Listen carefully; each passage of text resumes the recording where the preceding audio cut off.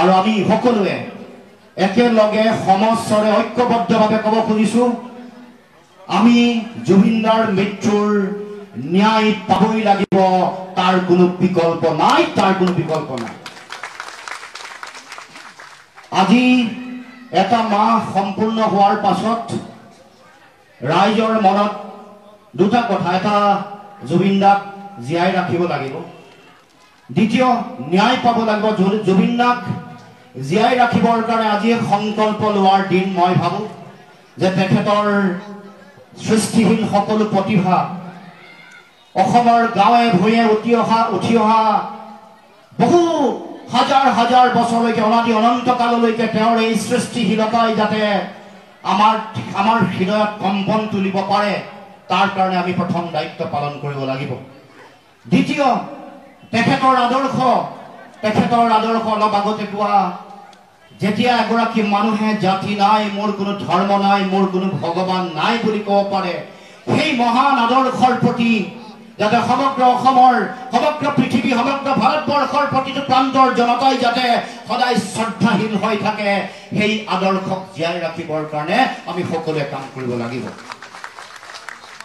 জুবিন গাৰ্গ ডাঙৰীয়া জুবিনদা কেৱল মাত্ৰ গান গোৱা শিল্পীয়ে নহয় বোলছবি দুখনমান বনাই দিয়া এগৰাকী শিল্পীয়ে নহয় জুবিন গাৰ্গ এটা সত্তা হৈ পৰিলে ঠিকেই কৈছে লোকনাথ গোস্বামী ডাঙৰীয়াই যে আমি আগতে জুবিন গাৰ্গৰ পাঠ পঢ়া নাছিলো তেওঁৰ জীৱনৰ খোলা কিতাপ পঢ়ি চোৱা নাছিলো কিন্তু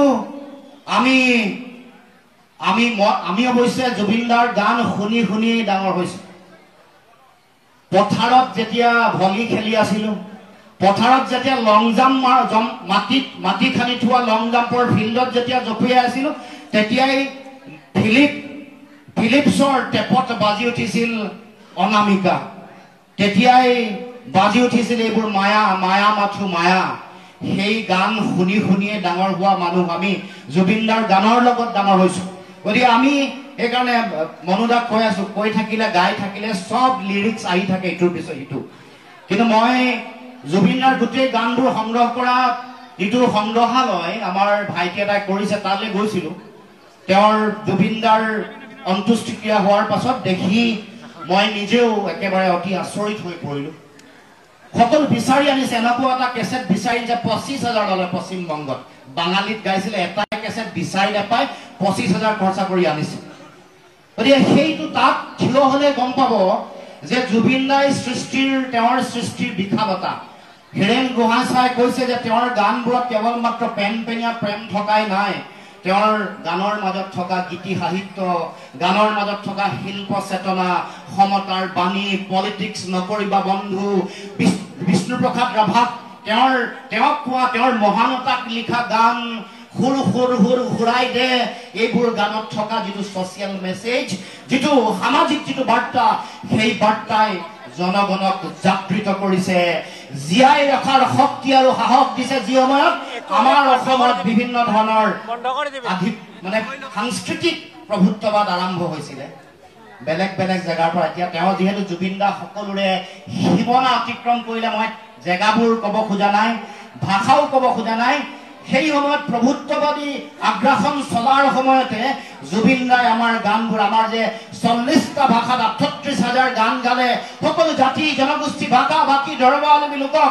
যদি বড়োৰ পৰা সুৰ বুটলি আনিছে তেতিয়াহ'লে কাৰ্বি আৰু তিৱাসকলৰ পৰা আনিছে মিচিং সকলৰ পৰা আনিছে আহোমসকলৰ পৰা আনিছে মৰাণসকলৰ পৰা আনিছে মটকসকলৰ পৰা আনিছে ৰাভাসকলৰ পৰা আনিছে সকলো জাতি জনগোষ্ঠীৰ তেওঁলোকৰ সুৰ তেওঁৰ গানত মিশ্ৰিত কৰি হিয়া উজাৰি য'ত যিবোৰ গান লিখিছে আপোনালোকে চাব যে জুবিনদাৰ গীতি সাহিত্যৰ যিটো শক্তি কিমান ওপৰত যিবোৰ তেওঁ নিজে লিখিছে তেওঁৰ শিল্প চেতনা কিমান সূক্ষ্ম সেই কথা তেওঁৰ আদৰ্শ সেইকাৰণে এইগৰাকী মানুহে যেতিয়াই সংকট আহিছে তেতিয়াই থিয় হৈছে কাকো ভয় কৰা নাই কাকো খাতিৰ কৰা নাই নকৰি মূল কথাটো কৈছে যে মোৰ এইটো হ'ব লাগিব এইটো মই হ'বলৈ নিদিওঁ গতিকে সেইগৰাকী সেই আদৰ্শৰ মাজত জীয়াই থকা জুবিনদাক জীয়াই ৰাখিব লাগিব সেইখন সমাজ আৰু সেইখন পৃথিৱী জিলিকাই ৰাখিব লাগিব সেইখন অসমীয়া সমাজক একত্ৰিত কৰাৰ মানৱতাৰ জয় গান গোৱাৰ জাতি জনগোষ্ঠীসমূহক সকলোকে নিজৰ মহানতাৰ জয় গান গোৱাৰ সেই আদৰ্শক আমি জীয়াই ৰাখিব লাগিব। তেহে জুবিন গাৰ্গক জীয়াই ৰাখিব পাৰিম, এইটো মই অন্তঃকৰণে বিশ্বাস কৰোঁ।